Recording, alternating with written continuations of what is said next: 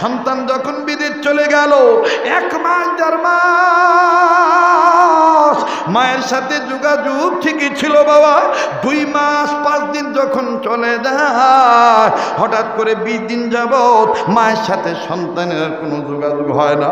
মা জননী পাগলের মতন হইয়া গেল।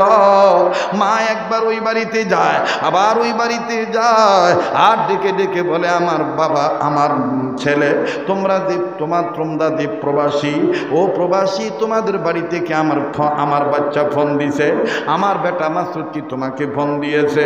কেউ বলে না না, ফোন দেয় নাই। আরে বন্ধু, এই বৃদ্ধা মা প্রবাসী সন্তানের খবর না পাওয়ার কারণে, 20 দিন কথা না বলার কারণে মার কলিজা আগুন লেগে গেছে। আল্লাহ, মার কলিজা আগুন লেগে গেছে। এই জন্যই কবি বলেন, বনে থাকে বনবাদুরি, বাচ্চা ঝোলে তার বুকে, তবুও মায়ে বাচ্চা ভোলে না, পড়লে হাজার দুঃখে।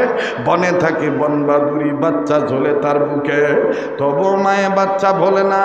মা যে কত বড় আপন দণ্ডে ভাইয়া, যার মা দুনিয়ায় নাই, সেই জানে কত বড় নিয়ামত দুনিয়া থেকে হারায় গেছে। আরে বন্ধু,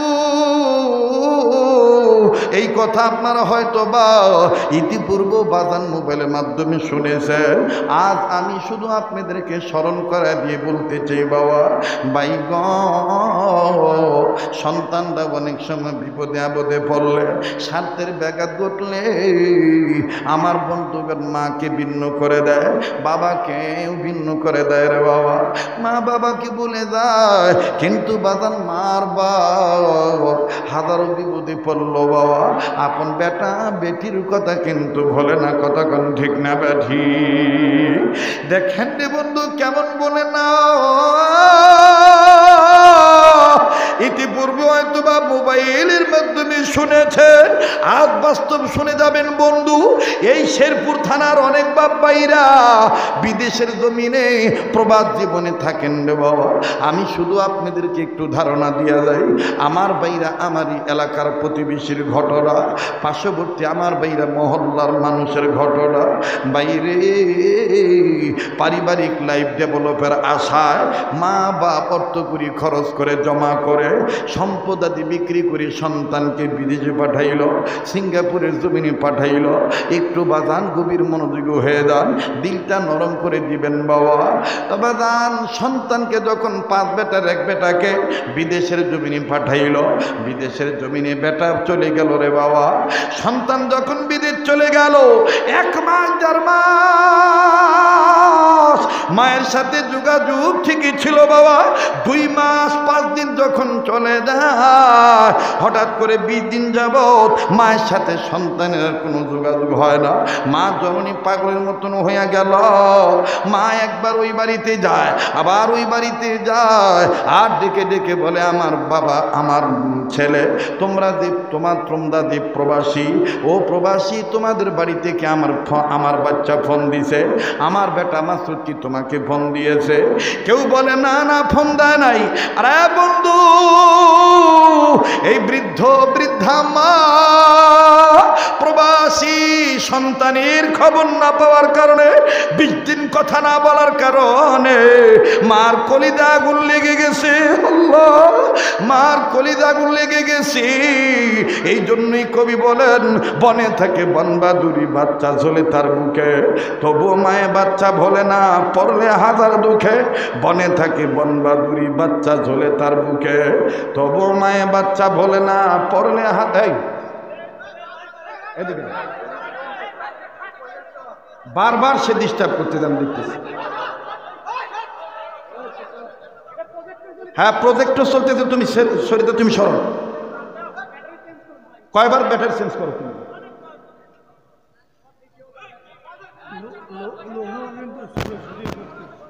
না, কোথায় লোকজন ছোটাছুটি করতেছে? না, কোনো ছোটাছুটি নেই। 5 জন 2 জন, এই 2 জন 3 জন কি দোয়া করে দেব? হ্যাঁ, আমি বলতেছিলাম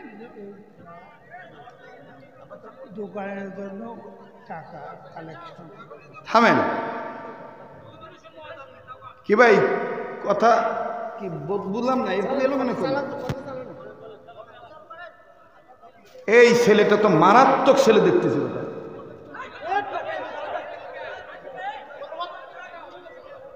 মানুষের অ্যাটেনশনে তুমি বিশাল একটা আঘাত করে দিছো।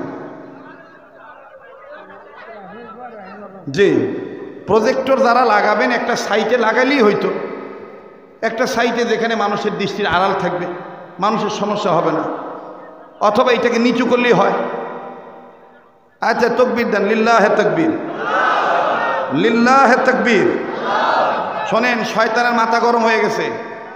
শয়তান চিন্তা করে দেখছে, কে রে জালসা তো সাইটে গেল রে, এ ওয়াজে তো এখন এক মাথার বাড়ি দেওয়া লাগবে, কথা কয় না।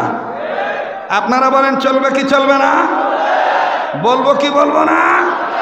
ওই যে 2-4 জন 5 জন যাইতেছে, মনে করতেছে টেহাওয়ালারা ব্যাগ চলে যাইতেছে, আঙ্গুরে হেনে টেহা দান করবো না, বলে টেহাওয়ালারা টেহা দান আমি ভালো করে দিশা ভাই বাবু, ঠিক আছে না?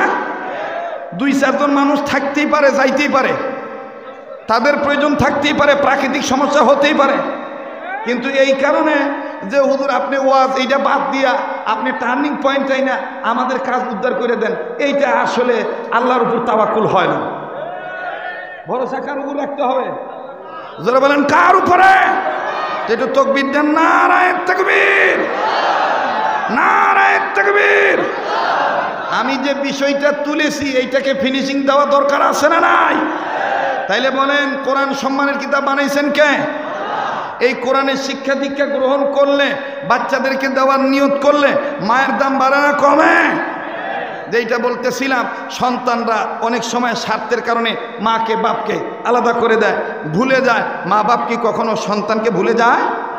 ভুলে যায়? ভুলে যায় না। আমার ভাইরা, বৃদ্ধা মা জননী যখন অস্থির হয়ে গেল, আরে বন্ধু বারবার বলি খুব খেয়াল করবেন বাজান, এটা আমার আগের স্বভাব, উঠা উঠি নড়াচড়া ডিস্টার্ব করলেই কথা বলতে পারি না, একেবারে চাচুক চাচুকে নিন না বাজান রে, খুব মেহনত করে বয়ান করি, খেটে খুঁটে আমার বন্ধুগণ অসম্ভব। ও বাজান আপনাদের দরদি দরদি হয়ে কথা বলি, কারণ আজ জীবনের শেষ এটাই মাহফিল হইতে পারে, একটু বাজান দিলটা নরম করে দেন। ওই প্রবাসীর মা, আমার বন্ধুগণ যখন সন্তানের যোগাযোগ পেল না, আস্তে করে এই মা, ওই মাসুদ ভাইয়ের বেটাকে ডাক দিয়ে বলে, দাদু ভাই তোমার আব্বা কি বাড়িতে ফোন দেয় নেই? বলে হ্যাঁ আমার আব্বু বাড়িতে ফোন দেয়। বলে তোমার আব্বা কখন ফোন দেয়?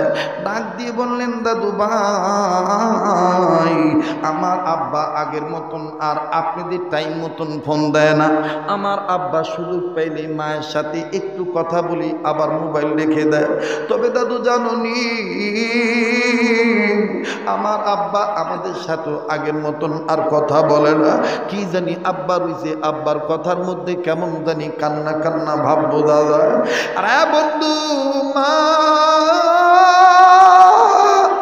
দাদু দাদু দাদু, এই মা যদিও প্রবাসী সন্তানের মা, কিন্তু নাতির কাছ থেকে কথা শুনিও মহিলা কান্দার ডাক দিয়ে বলে, দাদু ভাই তোর আব্বাকে নিয়ে 20 দিন আগে আমি একটা খুব খারাপ স্বপ্ন দেখছি রে দাদু ভাই।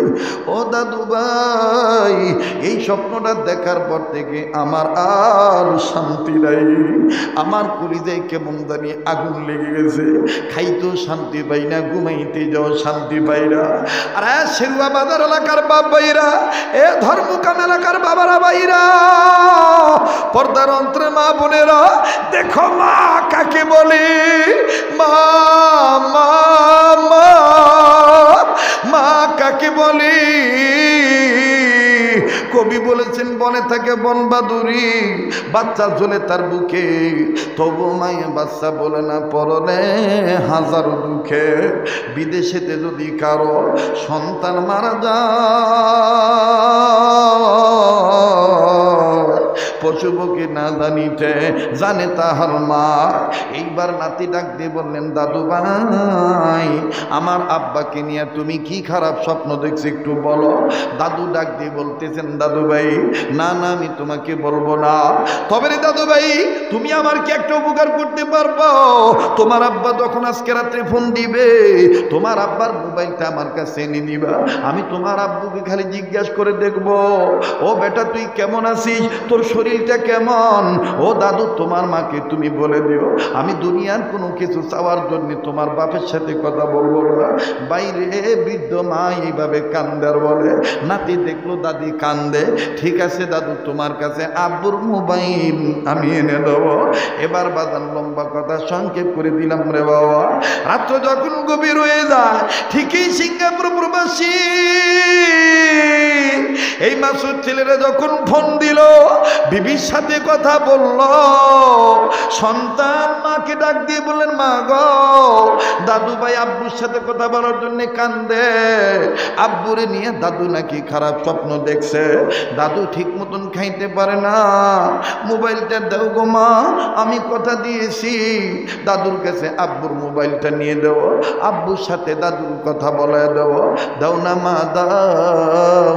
বাজান রে মা মাসুদ ভাইয়ের স্ত্রী মাসুদ ভাইয়ের ছেলেকে মোবাইলটা দিল, এইবার মোবাইলটা নিয়ে দৌড়ে দাদুর কাছে গেল, যাইয়া ডাক দিয়ে বলে, দাদু ভাই এই যে আব্বা ফোন দিয়েছে আমার বন্ধুরে খপ করে মোবাইলটা নিয়া ডুকরে ডুকরে কান্দে আর ডাক দিয়ে বলে, বেটা রে ও সোনার বেটা, প্রবাস জীবন তুই এতই ব্যস্ত হয়ে গেছিস বেটা, তুই আমার খবর নিতে পারিস না। ও আব্বা আমি তোর কাছ থেকে কোনো কিছু চাওয়ার জন্য ফোন ধরি নাই বেটা রে, শুধু আমি জানবার চাই বেটা তোর শরীরটা কেমন আছে তুই বল। মাসুদ ভাই কান্দা ডাক দিয়ে বলে, মা গো তুমি কান্দো কেন, তুমি আগে বলো তোমার কি হয়েছে মা। মাসুদ ভাইয়ের মা কান্দার ডাক দিয়ে বলে, বেটা রে আমার কান্নার কারণ হইল আমি তোরে নিয়ে 20 দিন আগে খুব একটা খারাপ স্বপ্ন দেখছি। মাসুদ ভাই বলে, কি স্বপ্ন দেখছো বলো। মা কান্দার ডাক দিয়ে বলে, আব্বা আমি স্বপ্ন দেখতে পাইছি আব্বা রে তোর 2টা পায়ের একটা পাও ভেঙে গেছে, তোর পায়ে ব্যান্ডেজ করে বাঁধা আছে, আব্বা তুই নড়াচড়া করতে পারিস না।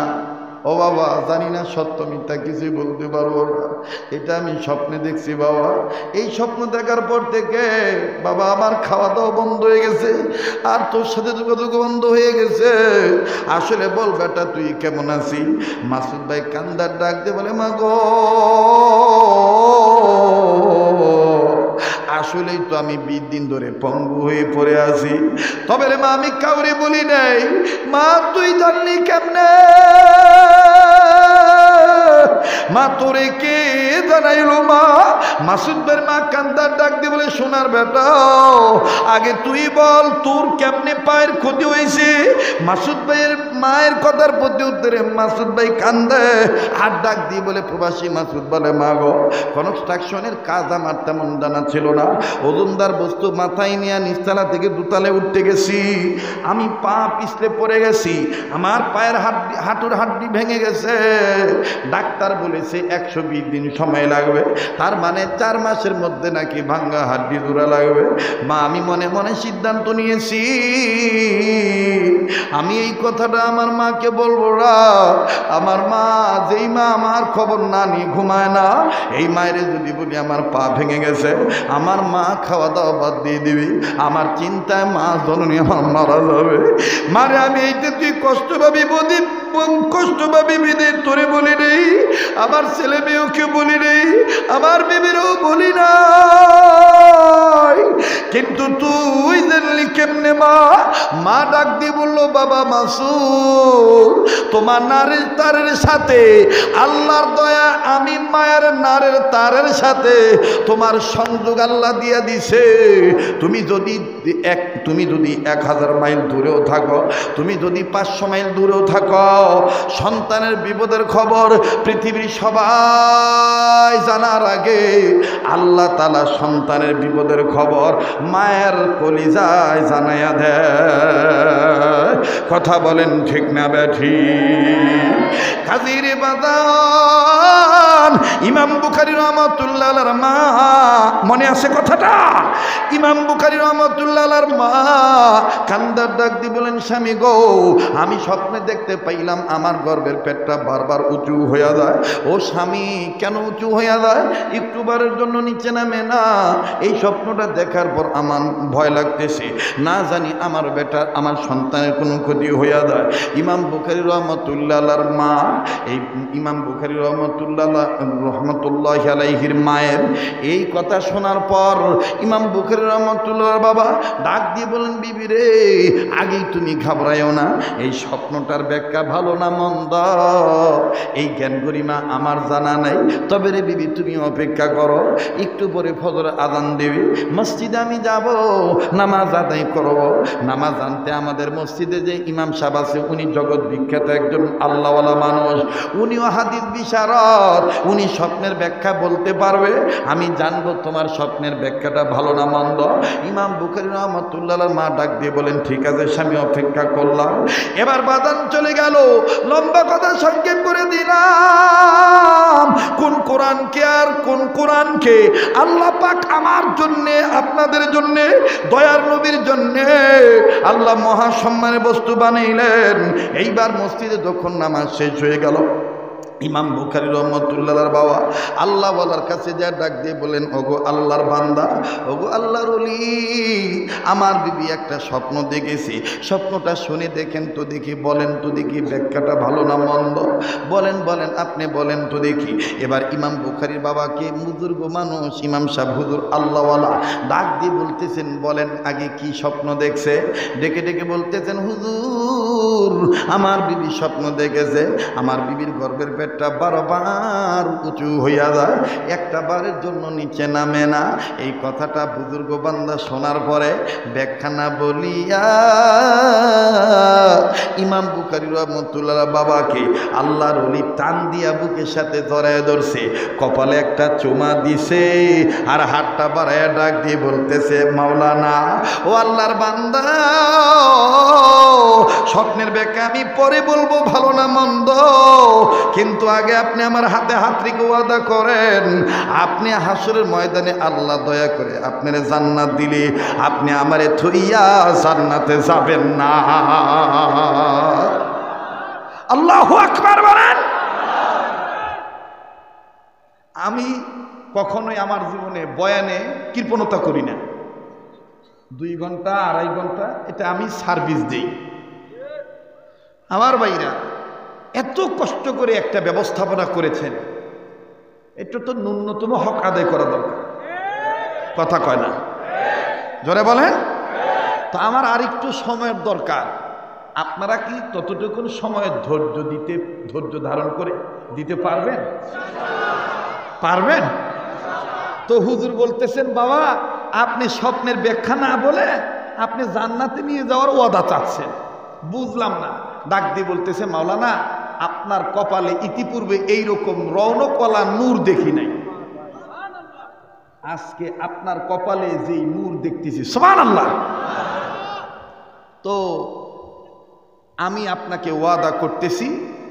ইমাম বুখারীর বাবা বলতেছেন, ঠিক আছে, আমি ওয়াদা করলাম, আল্লাহ যদি দয়া করে কাল হাসরের ময়দানে আমাকে জান্নাত দিয়ে দেয়, আমি আপনাকে থুইয়া জান্নাতে যাব।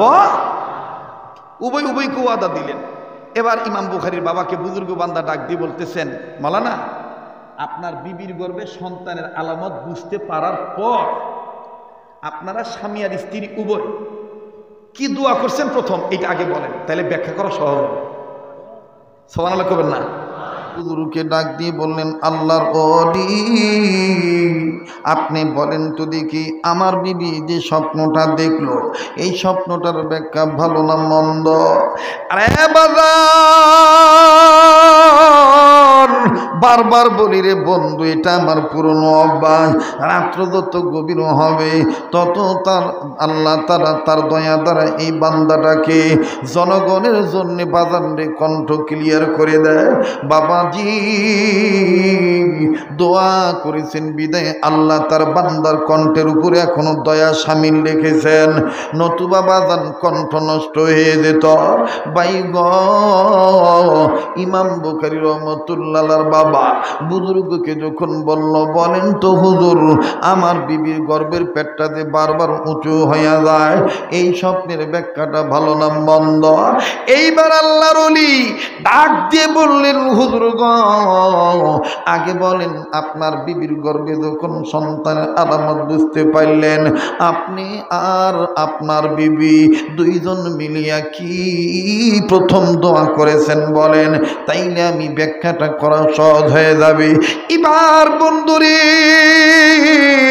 ইমাম বুখারী রহমাতুল্লাহ আলাইহির বাবা কান্দে আর ডাক দিয়ে বললেন, হুজুর গো, ও হুজুর, আমার বিবির গর্ভে যখন বাচ্চার প্রথম আলামত বুঝতে পারলাম, বাচ্চা যখন আমার বিবির গর্ভে আসলো, বিবি যখন বুঝাই দিল যে আমি প্রেগনেন্ট হয়ে গেছি, আমি গর্ভবতী নারী হয়ে গেছি, আমার আল্লাহ আমার গর্ভে দয়া করেছেন, সন্তান দিয়ে দিয়েছেন।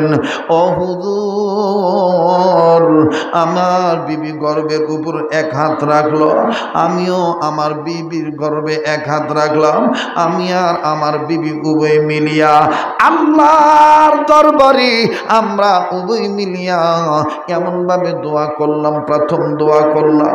বাবাজি বুজুর্গ বান্দা বলল, কি দোয়া করেছেন বলেন? ও বাজান ইমাম বুখারী রহমাতুল্লাহর বাবা বলেন, আমি আর আমার বিবি আল্লাহকে ডাক দিয়ে বললাম, আল্লাহ, ও আল্লাহ,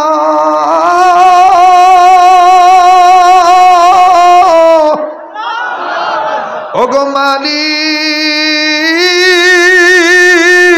দয়ার আল্লাহ, আল্লাহ গো, তুমি আমার বিবির গর্ভে কোন সন্তান দিতেছো জানা নেই, আল্লাহ ছেলে হবে না মেয়ে হবে আমার জানা নেই, আল্লাহ তুমি যা দিয়া রাজি, আমরা স্বামী আর স্ত্রী তা পাইয়া খুশি।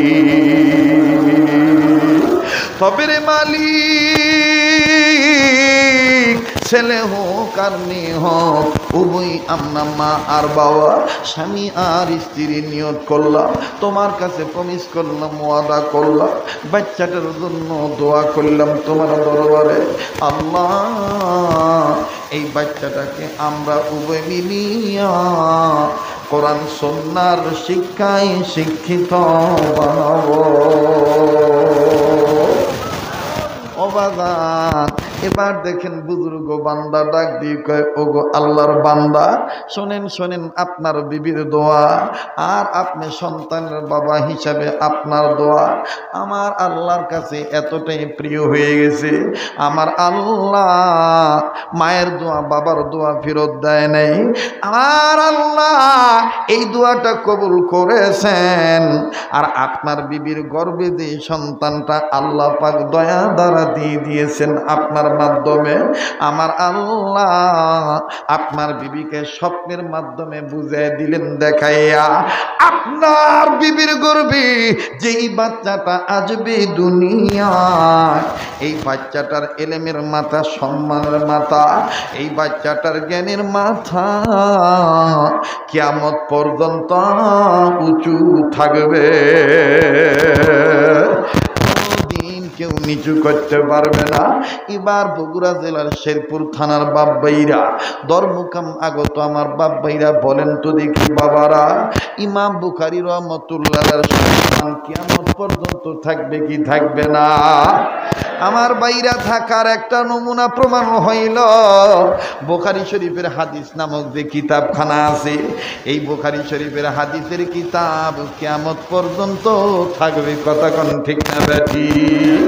আমার ভাইরা, বুখারী শরীফ যতদিন, ইমাম বুখারী রহমতুল্লাহ আলাইহির সম্মান ততদিন। এবার আপনারা বলেন তো দেখি, কোরআন নাজিল করেছেন কে? ও বাদানি, কোরআনকে সম্মানিত করেছেন কে? এই কোরআনের শিক্ষা দীক্ষা আমাদের জানা দরকার, মানা দরকার, বাচ্চাদেরকে দেওয়া দরকার, আছে না নাই? আল্লাহ পাক এই কথাটাই বলেন, ওয়া ইন্নাহু লাযিকরুন লাকা ওয়া লিকাউমিকা ওয়া সাওফা তুসআলুন।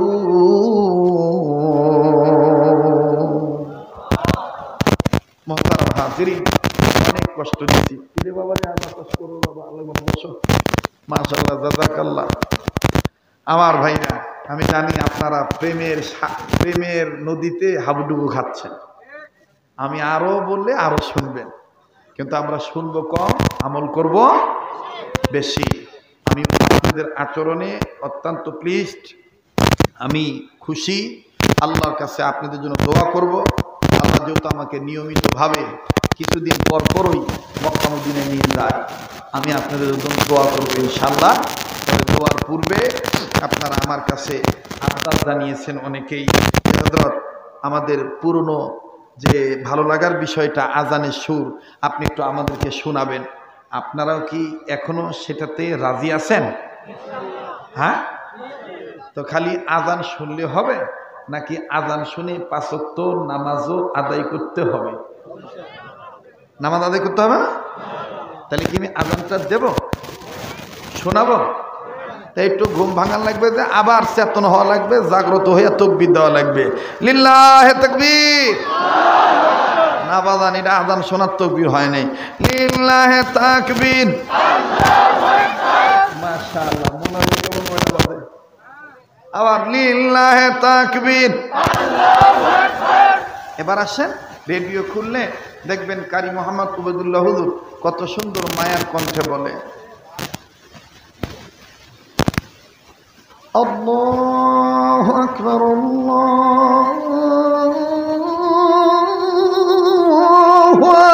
আকবার, আল্লাহু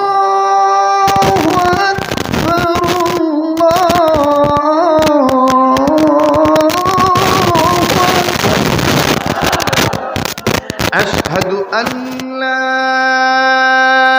إله إلا الله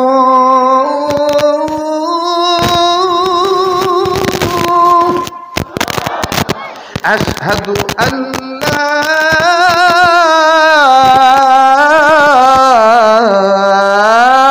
إله إلا الله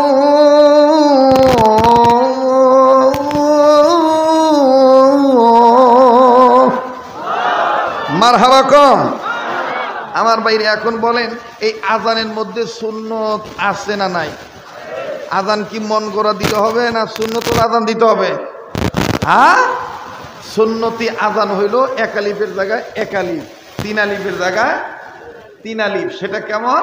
যেমন দেখবেন সুন্নতি আজান শিখানো হয়, আল্লাহু আকবার, আল্লাহু আকবার।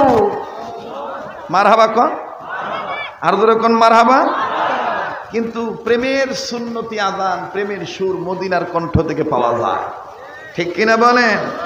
সোনার মদিনায় যখন আজান দেয়, তখন দেখবেন মক্কা মদিনা থেকে আরব আমিরাতের অনেক মসজিদ থেকে সুললিত কণ্ঠে প্রেমের সুর ভেসে ওঠে।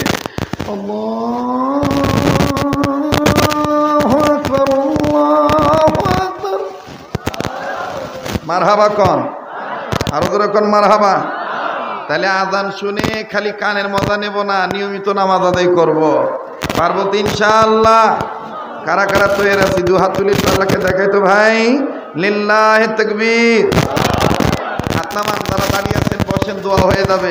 দোয়ার আগে আমি বলতে চাই, আমার ভাইরা কোনো কথায় কোনো আচরণে কষ্ট পেয়ে থাকলে মাফ করে দিবেন। বেঁচে থাকলে আবারও দেখা হবে ইনশাআল্লাহ।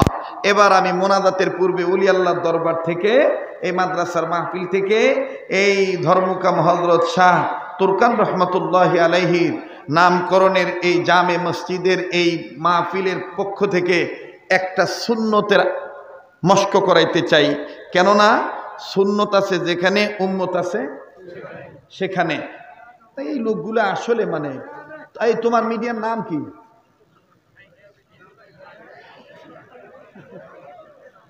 কি এক কারবার। জি, দোয়া করে দেবো ভাই। ভাই শেষ ভালো তার সব ভালো তার। আমরা সবাই চাই মানুষ হিসাবে জীবনভর সুস্থ থাকতে, কথা কয় না, আবার কয় না, সুস্থ থাকতে চাই কি চাই না? মহামারী থেকে হেফাজতে থাকি, এটা চাই কি চাই না? এরপরে 2 নম্বর, আমরা সবাই চাই অভাবমুক্ত জীবন, ঠিক কিনা? 3 নম্বর, মরণের সময় মুসলমানের সন্তান হিসাবে ইমানযুক্ত মরণ নিয়ে, ইমানযুক্ত মরণ চাই, কথা কোন ঠিক কিনা? আমার ভাইরা, সেটা কেমন? সেটা হলো এই, খানা খাওয়ার আগে পরে যদি একটা সুন্নত আপনি নিয়মিতভাবে পালন করেন, আল্লাহ পাক আপনাকে এই 3টা বরকত দান করবে। আমি কি বলবো? বলেন, বলবো? সেটা কি? খানা খাওয়ার আগে পরে 2 হাত কবজি পর্যন্ত ধৌত করা। কয় হাত? কথা কন, জোরে কন। কয় হাত? কোন পর্যন্ত? কোন না, কবজি কোন পর্যন্ত? কয় হাত? 2 হাত। কখন কখন? খাওয়ার আগে এবং পরে। এই একটা সুন্নত যদি আপনি পালন করেন, আবু দাউদ শরীফের হাদিস, রাসূল বলেন, আমার উম্মতের মধ্যে যে নর নারী এই সুন্নতটা পালন করবে, আল্লাহ পাক তাকে সকল প্রকার মহামারী থেকে হেফাজতে রাখবে। 2 নম্বর, ঋণী থেকে থাকলে গায়বী নুসরত দ্বারা আল্লাহ ঋণ পরিশোধ করার ব্যবস্থা করে দিবে, অভাব আল্লাহ দূর করে দিবে। 3 নম্বর, সুন্নতওয়ালা উম্মত হওয়ার বরকতে মরণকালে কালমা পড়তে পড়তে মারা যাবে। তাইলে আমার ভাইরা, এই সুন্নতটা পালন করতে পারবো তো ইনশাল্লাহ? এটা কঠিন কাজ। খানা খাওয়ার আগে পরে 2 হাত কবজি পর্যন্ত ধোয়া খুব কঠিন কাজ। নিজে মানবো, বাচ্চাদেরকে শিখাবো, বন্ধুদের কাছে তবলিগ করব। পারবো না ইনশাল্লাহ? পারবো না ইনশাল্লাহ? আল্লাহ পাক আমাদেরকে সুন্নতওয়ালা উম্মত হওয়ার তৌফিক দান করেন। আমার ভাইরা, সেই জন্য আপনাদের প্রাণের দাবি নিয়ে, ভালোবাসার দাবি নিয়ে, আন্তরিক দাবি নিয়ে আমি একটি কথা বলতে চাই। আপনারা ইতিপূর্বে আমার অনেক লিখিত কিতাব আপনাদের কাছে রয়েছে। প্রতি বৎসরই চেষ্টা করি উম্মতের জন্য কিছু উপঢৌকন, এরকম অনেক সুন্নতযুক্ত একটি কিতাব, কেমনে খাইবেন, কেমনে ঘুমাইবেন, সব বিষয়ের সুন্নতের একটা কিতাব, সুন্নত রাসূল সাল্লাল্লাহু আলাইহি সাল্লাম নামকরণ। এই কিতাবটা আমি সংকলন করেছি আল্লাহওয়ালাদের সহবতে থেকে। আমার বন্ধুগণ, আমার ভাইরা, তাদের পরামর্শ অনুযায়ী এই সুন্নতের কিতাবটা আমি আপনাদের সামনে নিয়ে এসেছি। যাদের প্রয়োজন আপনারা নিয়ে যাবেন। আর ফাঁকতালে আর একটা কথা বলি, যারা হজে যাবেন, ওমরায় যাবেন, কোনো ব্যক্তির খপ্পরে পড়ে প্রতারিত হবেন না। এই শেষ পৃষ্ঠায় আমার হোয়াটসঅ্যাপ নাম্বার, ইমো নাম্বার, যোগাযোগ ব্যবস্থা দেওয়া আছে। যেহেতু আল্লাহ দয়া করে আমাকে আপনাদের জন্য একটা খেদমতের খাদেম হিসাবে সুযোগ দিয়েছেন খেদমত করার, এজন্য আপনারা এই নাম্বারে যোগাযোগ করবেন সরাসরি। হজ ওমরা ইনশাল্লাহ আমাদের যে কাফেলা আছে, আমাদের যে ট্রাভেলস আছে, কোনো টাকা পয়সা লাগে নাই এই লাইসেন্স পাইতে। আল্লাহ বিনা টাকায় আমার ভাইরা দামি দামি লাইসেন্সের ব্যবস্থা করে দিচ্ছে, তালিমুস সুন্নাহ ইন্টারন্যাশনাল। এইটার জন্য আপনারা দোয়া করবেন। তো কাজেই আমি আপনাদের কাছে অনুরোধ করব, যেই মা পর্দা করে না, যে বোন পর্দা করে না, যে বোন স্বামীর খেদমত করে না, যে ঘরটায় অশান্তি ফুরায় না, যে ঘরটায় ছেলে মেয়ে রোগবালা মুসিবত দূর হয় না, আমার ভাইরা এই ঘরটায় সুন্নতের একটা কিতাব নিয়ে যান। এই কিতাবটা মোতালা করেন, স্টাডি করেন, বাচ্চাদেরকে একটা সুন্নত শিখান। কেমনে বাচ্চা পানি পান করবে, দাঁড়িয়ে না বসে, কোন হাত দিয়ে খাবে, বাচ্চাদেরকে শিখান। ঘরটা নুরানি হয়ে যাবে। কত টাকা পয়সা কত জায়গায় নষ্ট করেন। যদি প্রয়োজন মনে করেন তাইলে মদিনার প্রেমিক হয়ে সুন্নত রাসূল একটা কিতাব 100 টাকা হাদিয়া দিয়ে আমাদের লোকজনের কাছ থেকে আপনারা নিয়ে যান। আল্লাহ পাক কবুল করবেন ইনশাআল্লাহ। আল্লাহ তাদের তৌফিক দিবেন, তারাই নেবেন ইনশাআল্লাহ। দাওয়াত রইল, আপনারা সুন্নতের কিতাবটি নিয়ে যাবেন। এই সুন্নতের কিতাব ধরলেও সোয়াব, নানলেও সোয়াব। এই কিতাব যদি আপনি বন্ধুকে উপহার দেন তাও নাজাতের উসিলা হবে। হাসরের ময়দানে নবীজির সুপারিশ পাবেন। কত টাকা পয়সা কত জায়গা নষ্ট হয়ে যায় ভাই, একটা কিতাব আপনি নিয়ে যাবেন ইনশাআল্লাহ। আল্লাহ তাআলা আমাদের সবাইকে কবুল করেন। বাবারা, ভাইরা, আপনারা কি আর কিছু বলবেন? কেউ? আমি দোয়া করে দেব কি? দোয়া করে দেব? তাহলে আসেন ইসালে সোয়াবের নিয়তে। এই যে এখন আর মোনাজাত করবে না, এর এখন এই ঠ্যাংগুলো গুছাবে, খেট খেট খেট খেট করবে।